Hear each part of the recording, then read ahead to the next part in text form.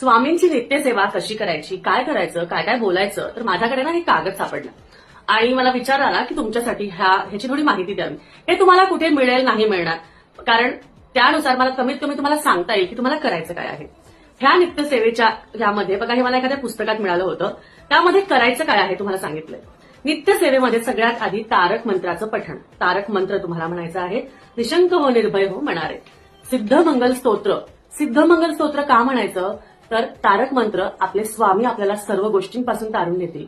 सिद्धमंगल स्तोत्र घरात लक्ष्मी रूप घेऊन आपल्या घरात सुख, समृद्धी, आनंद येईल. त्याचबरोबर श्रीपाद श्रीवल्लभांनी काय वचनं दिलेली, म्हणजे त्यांच्या चरित्र वाचण्याने, सिद्धमंगल स्तोत्र म्हटल्याने काय होतं हे इथे माहिती दिलीये.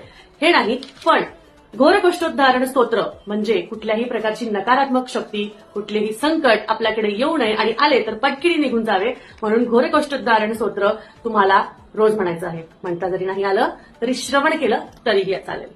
तर मला ही नित्यसेवेची माहिती तुम्हाला सांगायची होती. आवडली असेल तर नक्कीच आपल्या पेजला फॉलो करा. भेटूया परत. श्री स्वामी समर्थ.